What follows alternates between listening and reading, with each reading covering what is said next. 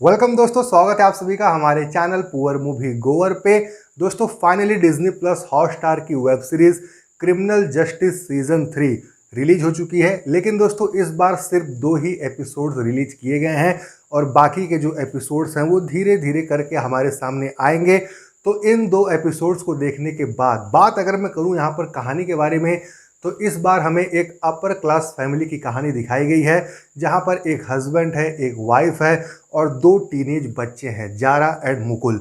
Zara एक बहुत बड़ी सुपरस्टार है जो कि टीवी सीरियल में काम करती है, बहुत ज़्यादा फेमस है, दिन भर बिजी रहती है, यहाँ जाना है वहाँ जाना है। तो दूसरी तरफ उसका जो भाई है मुकुल, वो थोड़ा सा बिगड़ैल लड़का है जो बात बात पर गुस्सा हो जाता है और ड्रग्स के अंदर फंसा हुआ है।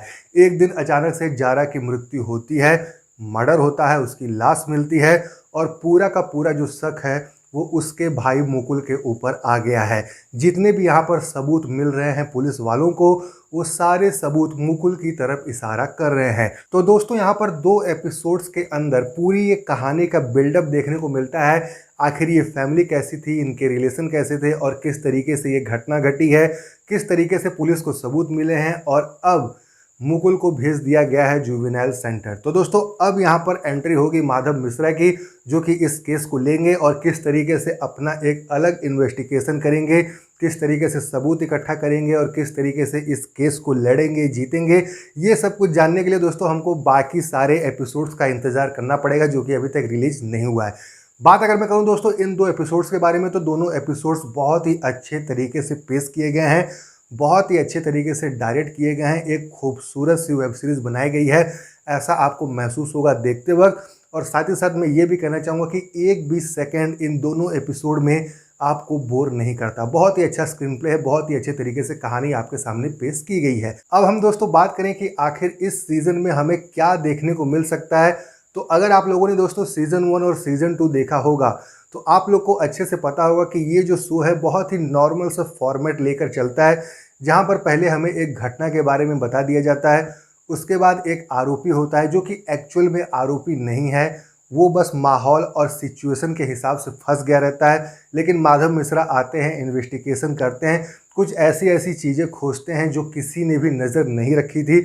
मतलब कि पुलिस वाले जब इन्वेस्टिगेट कर रहे थे तो पुलिस वालों ने उन चीज़ों के ऊपर उतना ज़्यादा गौर नहीं किया था और माधव मिश्रा उन चीज़ों को काफ़ी अच्छे तरीके से तफ्तीश करके, इंक्वायरी करके पता करते हैं और कोर्ट में ला के पेश करते हैं और अपने क्लाइंट को बचाकर ले जाते हैं। बात अगर मैं करूं पहले सीजन के बारे में, तो वहाँ पर विक्रांत मसे थे जिनके ऊपर आरोप लगा था कि उन्होंने एक महिला का, एक लड़की का मर्डर कर दिया है और उनको जुडिशियल कस्टडी में भेजा जाता है, जिसके चलते हमको जेल के माहौल के बारे में पता चलता है। जेल के जो भी सीन्स आपको देखने को मिले थे, अगर आपको याद होंगे तो बहुत ही भयंकर थे। उसके बाद सीजन 2 में कीर्ति कुल्हारी का किरदार, एक महिला के ऊपर आरोप लगता है और अगेन उन्हें जुडिशियल कस्टडी में भेजा जाता है और इस चीज़ के चलते हमें एक महिला जेल के बारे में पता चलता है कि भाई महिलाओं का जो जेल होता है वहाँ पर माहौल किस तरीके का होता है। तो यहाँ पर दोस्तों सीजन 3 में एक जुवेनाइल के ऊपर आरोप लगा है, तो इसको जुवेनाइल सेंटर भेजा जाएगा और अब हमको पता चलेगा कि ये जो बच्चों की जो जेल होती है वो किस तरीके की होती है। तो दोस्तों ये एक नॉर्मल फॉर्मेट है इस शो का, जो कि मैंने महसूस किया। और साथ ही साथ दोस्तों यहाँ पर इस शो में आपको यही सब देखने को मिलेगा कि एक केस के चलते किस तरीके से एक अच्छा खासा परिवार टूट जाता है, रिश्तों में दरार आ जाती हैं। जो आरोपी है, जिसको लोग आरोपी साबित कर रहे हैं, उसको क्या क्या झेलना पड़ता है, कितने दिन कितने साल उसको जेल में रहना पड़ता है, उसको क्या क्या झेलना पड़ता है, ये चीज़ हमको देखने को मिलती है। और साथ ही साथ इन सभी के बीच में मीडिया का क्या रोल है, मीडिया किस तरीके से बिना कुछ जांचे पड़ताल किए तुरंत ही एक तरीके से एक अपना जजमेंट पास कर देता है। न्यूज़ चैनल्स पर सिर्फ टीआरपी के पीछे दौड़ते हुए ये लोग कुछ भी दिखाते रहते हैं। तो ये सारी चीज़ें जो हमने सीज़न 1 और सीज़न 2 में देखा था, ये चीज़ें हमें सीज़न 3 में भी देखने को मिलेंगी। लेकिन यहाँ पर एक नया पॉइंट ये रहेगा कि यहाँ पर जो केस है वो एक जुवेनाइल के ऊपर है, एक नाबालिग के ऊपर आरोप लगा हुआ है। तो यहाँ पर हमें बाल सुधार गृह का माहौल देखने को मिलेगा। मतलब कि वो जो बच्चा है, नाबालिग है, तो उसको जेल में तो नहीं डालेंगे। तो यहाँ पर बाल सुधार गृह में किस तरीके का माहौल होता है ये हमको इस सीरीज़ में देखने को मिलेगा। और साथ ही साथ दोस्तों यहाँ पर किस तरीके से कोर्ट की प्रोसेसिंग होती है एक जुवेनाइल केस में, ये हमको थोड़ा शायद अलग देखने को मिले। और हर बार की तरह यहाँ पर फिर से माधव मिश्रा किस तरीके से इस केस को लड़ेंगे, यहाँ पर किस तरीके से वो सबूत इकट्ठा करेंगे। अगर दोस्तों आप लोगों ने सीज़न 1 और सीज़न 2 देखा होगा तो आप लोग को पता होगा कि ये जो माधव मिश्रा जो वकील है ना, ये पूरा इमोशनली कनेक्ट हो जाते हैं अपने केस के साथ और हर हद पार कर देते हैं, हर बाउंड्री पार कर देते हैं, कहाँ कहाँ नहीं पहुँच जाते हैं इंक्वायरी करने के लिए, सबूत इकट्ठा करने के लिए।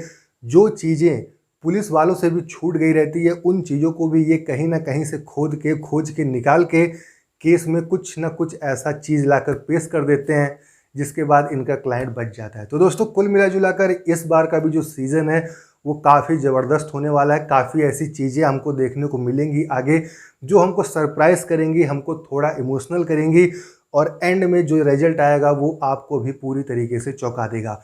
तो कुल मिला जुला कर दोस्तों सीज़न 3 से भी काफ़ी ज़्यादा उम्मीदें हैं। दोनों एपिसोड मैंने देखे और दोनों एपिसोड में कहानी को बहुत ही अच्छे तरीके से बिल्डअप किया गया है। स्क्रीन प्ले बहुत ही ज़बरदस्त है। अगर आप लोगों ने सीज़न 1 सीज़न 2 देखा है तब दोस्तों आप किसी भी कीमत पे सीज़न 3 को मिस नहीं कर सकते। दोनों एपिसोड आ गए हैं, तुरंत जाकर देख डालिए और वेट कीजिए बाकी एपिसोड्स का। तो दोस्तों ये मेरा जो रिव्यू है, इसके बाद जब पूरा सीरीज़ में देख लूँगा 8 या 10 जितने भी एपिसोड्स हैं मैं पूरा जब देख लूँगा उसके बाद ही मैं अपना रिव्यू आप लोग के सामने लेके आऊँगा।